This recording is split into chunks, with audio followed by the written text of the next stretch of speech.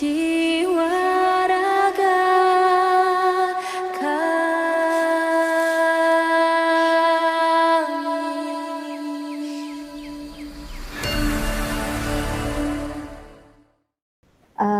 Baik, pada kesempatan kali ini kami akan mempresentasikan tentang peran dan nilai dari guru penggerak. Kelompok kami ada 3 orang yang sangat luar biasa dengan pengalaman-pengalaman yang sangat luar biasa juga. Banyak sekali yang sudah kami jalani di sesi diskusi untuk menemukan bagaimana cara kita memaparkan pengalaman-pengalaman kami yang mungkin bisa dibilang tidak berbeda jauh karena kita semua yang berada di sini tentu saja adalah orang-orang yang terpilih dan orang-orang yang memang memiliki kompetensi yang tinggi. Nah, di sini ada 2 pertanyaan yang harus kita jawab, yaitu berdasarkan pengalaman Anda, apa saja hal yang pernah Anda lakukan sehubungan dengan peran dan nilai guru penggerak? Yang kedua adalah apa yang bisa dilakukan oleh seorang guru penggerak untuk menguatkan peran serta nilai tersebut. Baik, sebelumnya kita harus tahu betul tentang apa itu peran dari guru penggerak. Menurut kelompok kami ada 5 peran guru penggerak, yakni menjadi pemimpin pembelajaran, menggerakkan komunitas praktisi, yang ketiga mendorong kolaborasi antar guru, yang keempat menjadi coach bagi guru lain, dan mewujudkan kepemimpinan murid. Langsung ke peran yang pertama, kemudian peran yang pertama dan selanjutnya akan dipaparkan oleh Pak Doni. Kepada Pak Doni dipersilakan.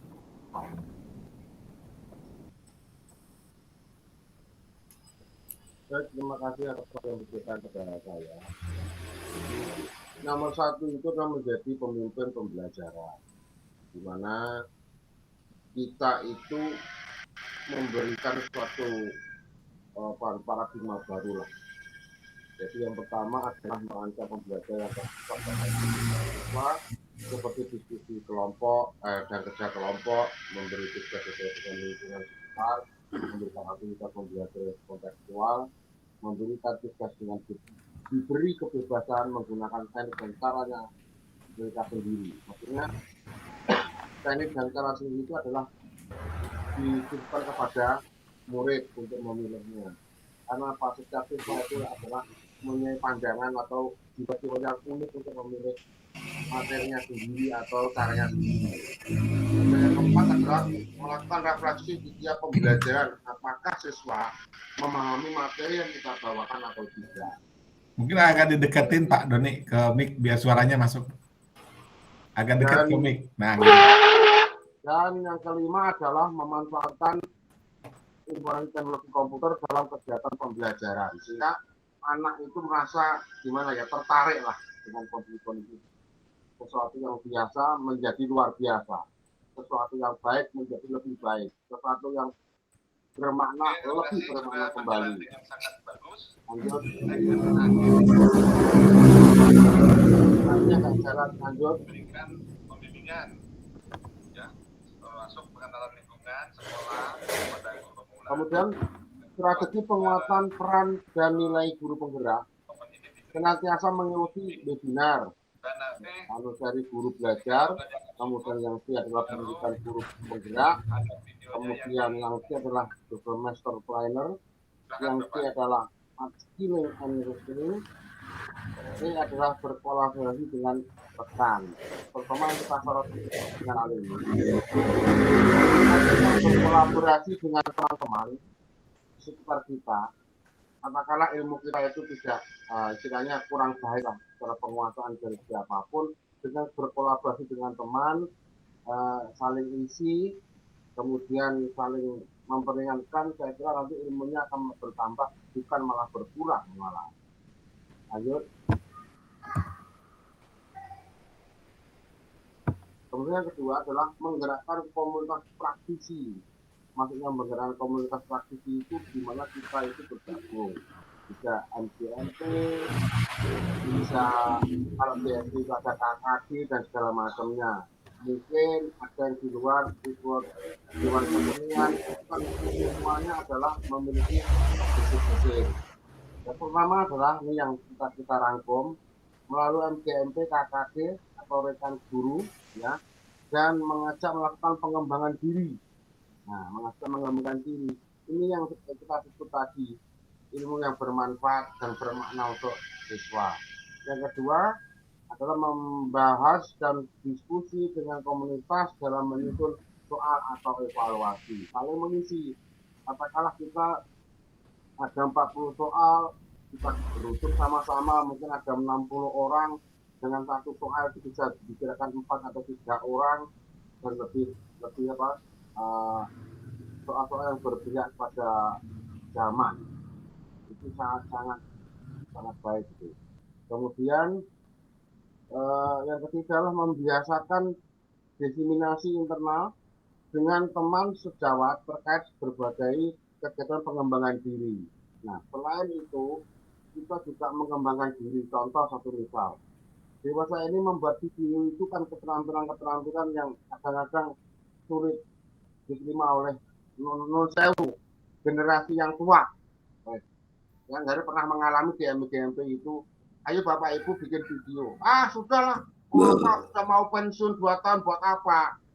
Nah, mereka tidak menyadari bahwa pendidikan itu adalah sepanjang hayat, tua atau muda, itu sama saja. Ya harus belajar sampai pensiun. Tuh. Akhirnya apa? Dengan tempat tadi mereka belajar ya dengan apa tangannya gretolan itu ya saya kira bisa lah. Sekarang mulai bisa lah, mulai membiasakan diri. Kemudian yang keempat adalah menghasilkan instruktur dari industri atau asosiasi dalam kegiatan MGRT. Nah, ini pernah kita alami. Bahkan saya sendiri sebagai ketuanya berada di Kasongan Yogyakarta untuk mengenal lebih dekat dengan Kasongan Jakarta. Kenapa Kasongan Yogyakarta itu bisa sampai dunia? Bahkan sampai dengan Cina. Apa keunggulan mereka daripada Graba yang ada di Praja Kademangan? Nah, di situ kita lihat apa? Adanya satu nilai kerukunan di setiap pengrajin itu. Intinya apa? Pengrajin satu kurang bahan, disuplai oleh pengrajin yang lain. Kemudian yang satu mendapat pengetahuan tentang pengrajin, ditularkan ke yang lain. Intinya seperti kita di grup penggerak ini, saling berbagi, saling mengisi, saling memperingatkan, dan saling tukar pikiran. Sehingga apa? Secara komunitas di daerah Kasongan itu bisa menduniakan hasil-hasilnya. Demikian. Kemudian lanjut.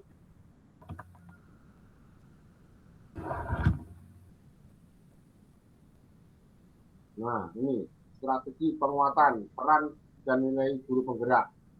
Satu, selalu melakukan penimbasan dari guru yang selesai mengikuti pelatihan, seperti saya katakan tadi. Setelah kita mengadakan pelatihan, bagaimana kita mengkomunikasikan ilmu, walaupun seujung kuku ilmu yang kita terima, kalau dikembangkan bukan malah kusut, tapi tambah gede seperti badan kita gitu loh. Kemudian yang kedua adalah mengembangkan kerjasama dengan komunikasi terkait dengan pengembangan kompetensi diri guru seperti P4TK, LPMP, dan industri. Nah, seperti sudah saya katakan, bahwa kita itu seperti pelajaran saya, itu tidak mungkin berdiri sendiri. Karena apa? Perkembangan industri, tolong seperti kerajinan atau apa, atau industri otomotif dan segala macam. Kalau kita nggak mau mengambil nggak bekerja sama dengan pihak luar, ya kita akan terkungkung. Kita bikinnya bikin itu ya itu terus sampai kapan? Ya hanya itu. Kalau kita membuka diri, oh kurangnya apa toh? Oh saya itu kurang gimana ya? Oke ada sesuatu yang baru. Nah maka dari itu kita harus mencari sendiri atau secara aktif ya. Oh ini kita kembangkan. Ya apa? Produksi itu kan semakin baik, semakin bermaslahat bagi masyarakat di sekitar kita.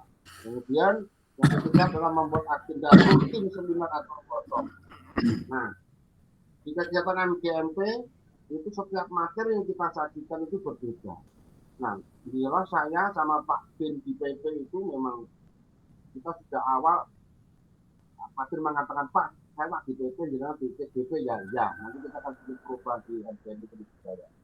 Nah, maka kita rutin itu adalah salah satunya tadi. Orang-orang itu sungguh tidak mau sebetulnya ada ilmu baru ini. Dia nggak mau keluar dari zona nyaman. Itu kita akui. Dan itu nyata. Gitu loh. Hanya kita ini ya insya Allah yang terpilih di CGP dan PP ini yang siap mengadakan perubahan di Kabupaten Bintang. Dan itu harus. Saya katakan sekali lagi harus berubah demi anak-anak. Terima kasih. Lanjut. Yang ketiga adalah menjadi coach atau bagi guru lain atau menjadi coach bagi guru lain. Kita di CGP harus bisa menjadi teladan bagi mereka. Yang pertama, melakukan diskusi dengan rekan guru sehubungan dengan pembelajaran di masa pandemi yang kadang pembelajaran tatap muka terbatas atau daring. Ya sepertinya kita dulu kan daring itu apa toh? Apakah hewan berkaki 4 atau kaki 8 kan kita nggak tahu. Tapi setelah kita membuka diri, oh daring itu kayaknya kayak Pak Iqbal, nggak apa-apa. Nggak apa, kita nggak tahu pasalnya, gitu loh. Nah, setelah kita melakukan, oh daring begitu. Nah, yang kedua adalah mengajak dan membimbing guru lain untuk menggunakan media pembelajaran yang mudah diterapkan di masa PJJ atau pembelajaran jarak jauh dengan memanfaatkan LMS dan pemanfaatan akun belajar. Hari ini sudah kita lakukan di sana karena apa? Karena pendidikan jarak jauh itu terutama untuk buku sebagai pengayaan kita apa? Maksudnya kita bikin modul yang khusus untuk anak-anak agar supaya dalam PJJ itu anak-anak tidak usah pergi kemana-mana ke perpustakaan. Dengan PJJ itu kita sudah sediakan modul untuk materi yang bersangkutan. Kemudian karena dari Kemendikbud sudah ada namanya bantuan paket data untuk anak-anak sehingga dia bisa beregistrasi dengan sumber belajar yang bukan dari diri kita bukan dari kita saja, tetapi dari sumber-sumber lain seperti itu dan segala macam. Sehingga apa? Registrasi tidak terbatas pada waktu, registrasi saja bisa sesuai dengan keinginan siswa. Nomor 3, mengajak dan memotivasi guru lain untuk mengikuti berbagai kegiatan melalui SIMPKB. Bilalah saya sebagai ketua SIMPKB di Seni Budaya Kabupaten Blitar. Saya ingin agar apa? Mereka memelihara SIMPKB dan melihat SIMPKB karena pengumuman apapun dari Kemendikbud melalui SIMPKB. Maka saya sarankan agar sesering mungkin melihat SIMPKB. Maksud saya untuk sering melihat SIMPKB itu ada yang paling urgen Pak. Para guru dan segala macam itu kadang-kadang lali password, lama nggak dibuka, nanti di HP juga bilang Pak password saya apa Pak? Masalah password aja hilang kan ya lucu kan. Nah maka dari itu dengan sering melihat SIMPKB, mereka eling password, ingat passwordnya. Selain itu dalam SIMPKB itu bisa istilahnya menerima pengumuman dari Kemendikbud dan segala macamnya. Kemudian yang keempat adalah mendorong dan membantu guru lain mengikuti beberapa lomba guru berprestasi, guru kreatif, guru inovatif, dan lain-lain. Dan itu di SIMPKB tidak ada pengumuman tentang kalau contoh misalnya guru seni itu tentang pembuatan logo, kemudian pembuatan apa namanya ya komik gambar itu ada, semuanya itu seperti itu. Kalau kita tidak mendorong secara mandiri mendorong mereka juga nggak ingin tahu. Tapi setelah kita beritahu bahwa di dalamnya ada sesuatu yang menarik dan itu khususnya adalah untuk bisa meningkatkan apa namanya kemampuan kita, nggak ada salahnya kita yang memberikan itu kepada mereka bahwa itu ada bermanfaat. Itu. Kemudian yang kelima adalah membuat media pembelajaran berbasis video seperti saya katakan tadi juga. Ayo bikin video pembelajaran. Jangan mengambil dari YouTube langsung copy paste. Karena kehadiran guru itu walaupun bertatap maya, kalau melihat wajahnya gurunya sendiri, itu rasanya lebih mantap. Gitu loh. Daripada melalui YouTube, namanya sudah orang lain dari SMP, katakanlah Indra Giri atau Papua sana. Nah, kenapa? Apa guru Jawa tidak bisa? Terutama guru Blitar membuat video pembelajaran. berhenti dari guru letak dengan berbuat yang lebih baik. Kemudian strategi penguatan peran dan nilai guru penggerak. 1. Selalu sosialisasi, publikasi, dan share informasi di sosmed. Nah ini malah justru sering. Tetapi tidak ada konten-konten pendidikan, malah konten selfie. Inilah kita paradigma ini harus kita rubah. Agar apa yang kita share itu juga bermanfaat bagi diri kita, terutama bagi anak didik dan orang lain sesuai dengan praktisi pendidikan. Yang kedua, membuat agenda sharing session secara rutin dan bergantian sebagai narasumber. Sudahlah, ilmu kita yang bermanfaat ini pastilah ilmu tidak akan berkurang, diberikan sama orang pasti akan bertambah. Itu saya yakin, malah full yakin. Kemudian yang ketiga, membagikan hasil praktek dan kolaborasi. Itu hukumnya wajib bagi kami di MGMP. Karena apa? Kita belajar untuk dirinya sendiri, walaupun itu adalah keahlian kita sumbangkan kepada orang lain dengan berkolaborasi, menyempurnakan ilmu itu menjadi satu satuan ilmu yang lebih bermanfaat bagi kehidupan pembelajaran di kita. Yaitu, terima kasih Pak Doni atas paparannya. Kami beri kesempatan kepada Pak Agus untuk menambahkan. Baik Bapak Ibu sekalian, saya insya Allah akan melanjutkan pemaparan dari hasil kolaborasi diskusi kelompok kami, yaitu tentang peran dari guru penggerak, yaitu mendorong kolaborasi antar guru.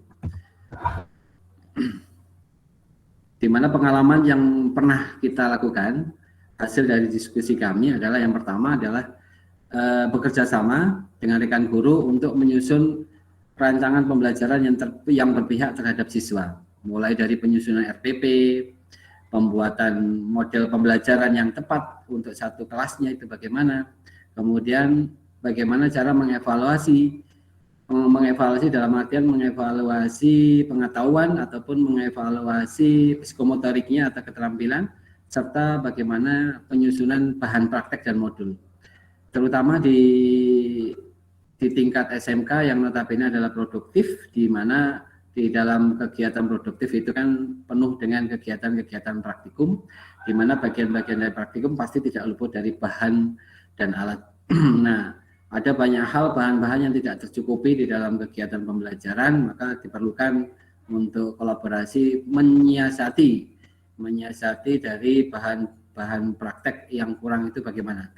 Misalnya dalam bentuk virtualisasi atau simulasi virtual.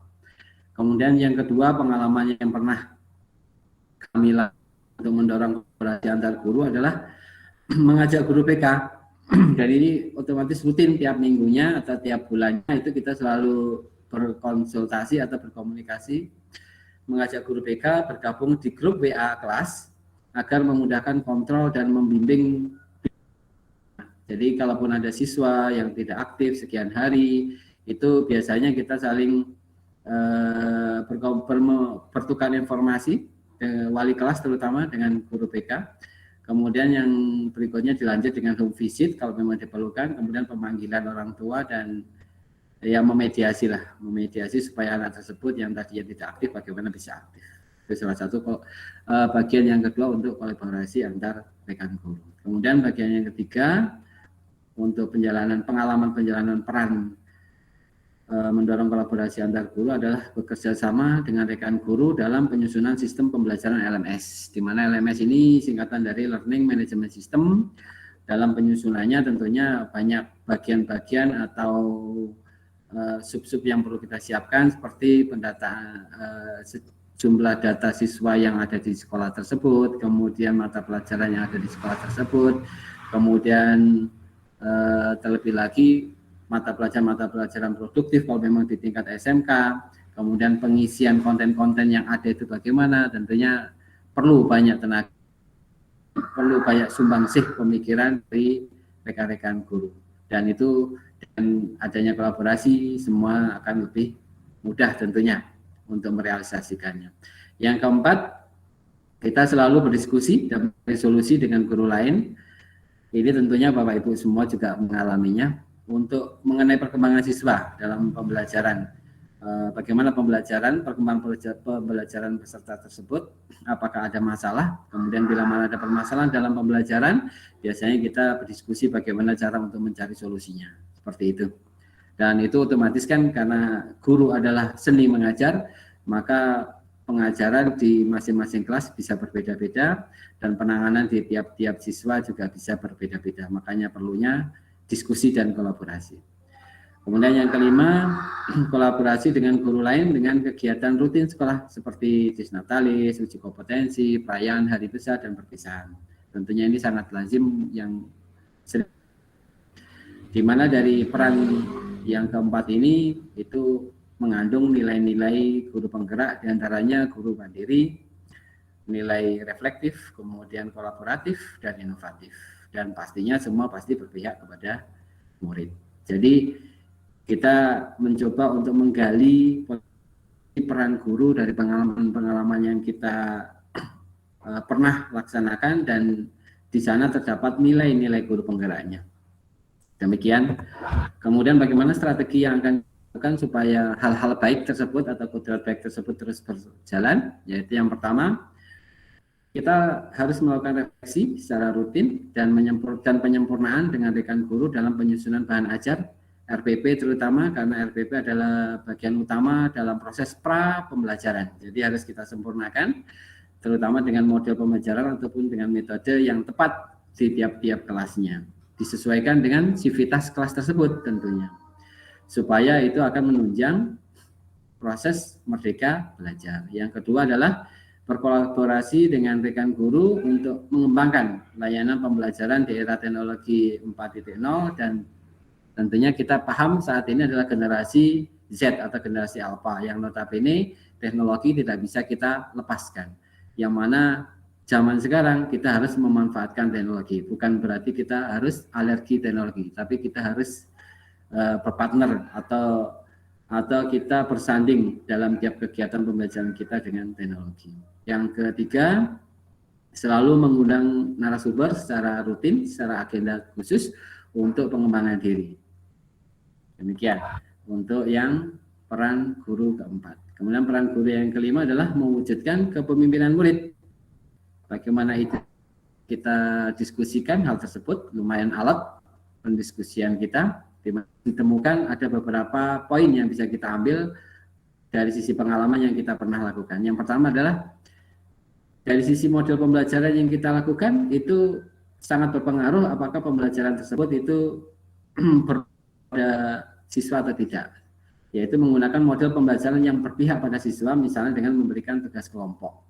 Dan model-model pembelajaran seperti ini salah satu contohnya adalah penggunaan model project based learning atau problem based learning. Itu nantinya kita akan bisa membentuk sebuah kelompok-kelompok diskusi dari siswa, dan otomatis akan berjalan proses kepemimpinan siswa nanti dalam diskusi mereka. Yang kedua, memfasilitasi pembagian tugas tiap anggota kelompok.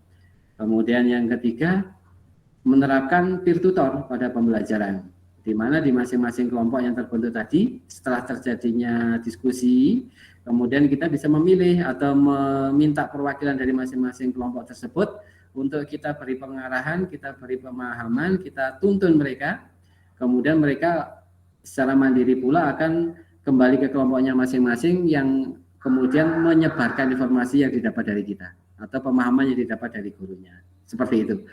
Kemudian yang keempat, membentuk pengurus kelas. Ini juga mewujudkan pimpinan murid, di mana dalam pengurusnya kita tidak menunjuk mereka, tetapi itu berdasarkan dari diskusi kelasnya masing-masing, yang mana kita sebagai penuntun, kita sebagai fasilitator untuk memediasi terbentuknya pengurus tersebut. Kemudian yang kelima, pengalaman yang pernah kita laksanakan adalah memberikan tugas mandiri atau kelompok dalam bentuk proyek atau produk, di mana proyek atau produk ini kan membutuhkan jadwal yang panjang, tidak cukup 1-2 kali pertemuan, melainkan beberapa kali pertemuan, sehingga disitulah terbentuknya kerjasama kolaborasi di antar anggota kelompok tersebut. dan terwujudlah di situ yang kita harapkan adalah kepemimpinan dari siswa. Di mana nilai-nilai dari pengalaman yang kita laksanakan ini setelah kita gali atau kita analisis itu terdapat kandungan-kandungan nilai kolaboratif, inovatif, dan tentunya berpihak kepada murid.